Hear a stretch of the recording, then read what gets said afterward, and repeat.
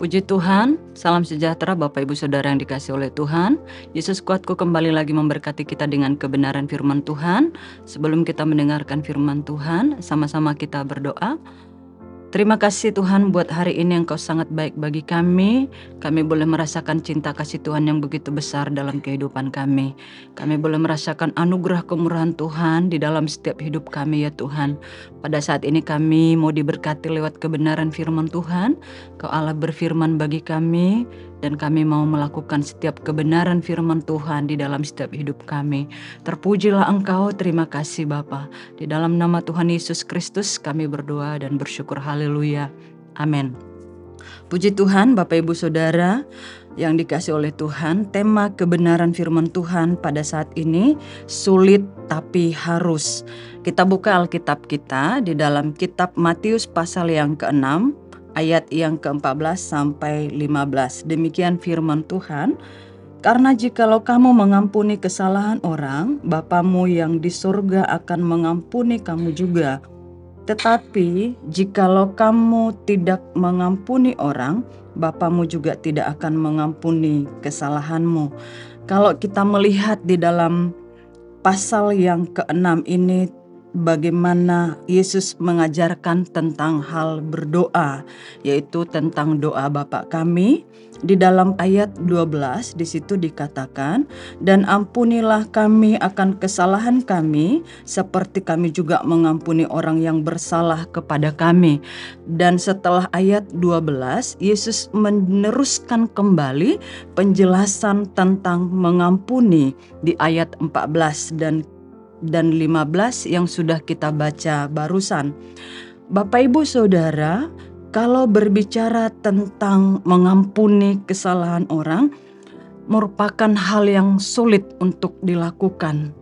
Mengampuni orang tidak semudah membalikkan telapak tangan. Tetapi sesulit apapun itu bentuknya, untuk mengampuni atau memaafkan orang harus kita lakukan. Kita tidak boleh melihat bahwa ketika kesalahannya kecil kita dapat mengampuni, tetapi ketika kesalahannya besar kita tidak dapat mengampuni. Firman Tuhan katakan bahwa jikalau kita mengampuni kesalahan orang, maka Bapa kita juga akan mengampuni.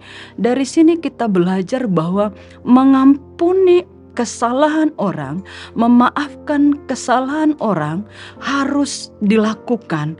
Menjadi suatu kewajiban kita sebagai pengikut Kristus untuk memberikan kata maaf, untuk dapat mengampuni kesalahan orang lain.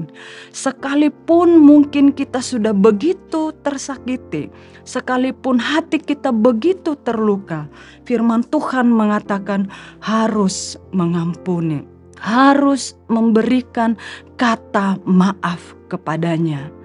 Karena kalau kita tidak memberikan pengampunan, kalau kita tidak dapat memaafkan dia, firman Tuhan katakan di dalam ayat yang ke-15, tetapi jikalau kamu tidak mengampuni orang, Bapamu juga tidak akan mengampuni kesalahanmu. Kalau kita tidak mengampuni, maka Allah kita, Bapa kita yang di sorga, tidak mengampuni kesalahan kita. Tentu kita sebagai pengikut Kristus tidak menghendaki Allah tidak mengampuni kita. Kerinduan kita sebagai orang yang percaya, setiap kesalahan yang kita perbuat, baik itu besar, baik kecil, disengaja atau tidak disengaja, Allah tetap mengampuni kita. Seperti Allah yang sudah mengampuni kita, maka kita juga harus mengampuni kesalahan orang. Bapak Ibu Saudara yang dikasihi oleh Tuhan, mungkin ada sesuatu di dalam hati kita berkata, bagaimana kalau dia berkali-kali menyakiti hati saya? Bagaimana berkali-kali dia melakukan kesalahan? Bagaimana kalau dia sudah berkali-kali berbuat dosa? Apakah saya harus mengampuninya? firman Tuhan katakan harus mengampuni, harus memberikan kata maaf. Berkali-kali pun orang melakukan kesalahan, berkali-kali juga kita harus memberikan kata maaf kepadanya. Salah satu contoh kita melihat yaitu tentang Yakub dan Esau. Kita tahu bahwa perselisihan antara Yakub dan Esau terjadi ketika Yakub diberkati oleh Ishak sebagai anak sulung. Dan kita tahu juga Esau pernah menjual hak kesulungan kepada Yakub.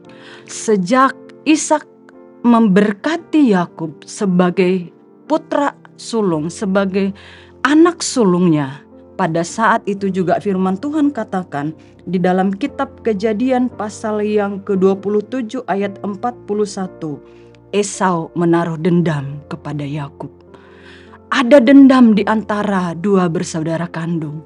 Dan sejak itu juga mereka berselisih, tidak bertemu lagi. Mereka berpisah.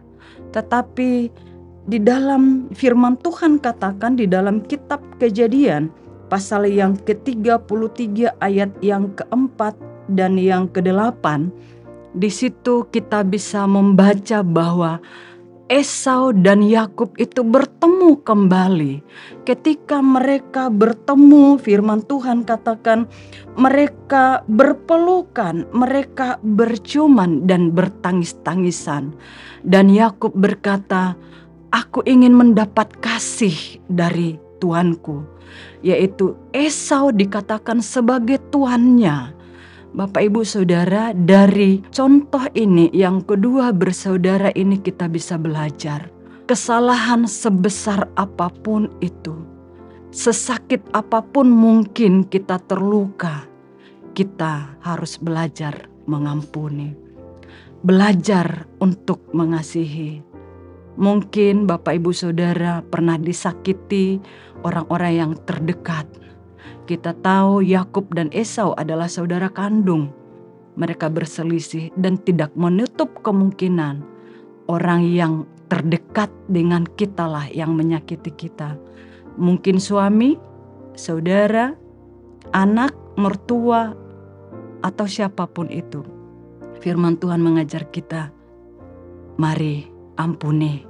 Saat ini berikan pengampunan kepadanya. Katakan dalam hatimu dan katakan dalam doamu, aku mengampuni dia.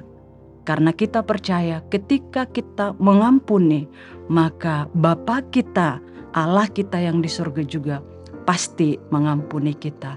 Demikian kebenaran firman Tuhan, sama-sama kita berdoa. Terima kasih Tuhan, Engkau baik bagi kami buat firman Tuhan yang mengajar kami pada saat ini. Bagaimana kami harus memberikan pengampunan, bagaimana kami harus memberikan kata maaf kepada orang yang melakukan kesalahan. Siapapun itu, orang-orang di sekitar kami, bahkan orang yang terdekat kami sekalipun. Firman-Mu ini mengajar kami untuk kami dapat mengampuni. Ketika kami mengampuni, Engkau juga mengampuni kami. Pengampunan-Mu yang sudah Tuhan berikan bagi kami, itu dapat kami lakukan di dalam setiap kehidupan kami, setiap hari, dimanapun kami berada. Terima kasih Tuhan, Roh Kudus sanggupkan kami, Roh Kudus mampukan kami untuk dapat memberikan pengampunan kepada siapapun. Dalam nama Tuhan Yesus Kristus, kami berdoa dan bersyukur. Haleluya. Amin. Bersama Yesus, aku kuat. Haleluya. Amin.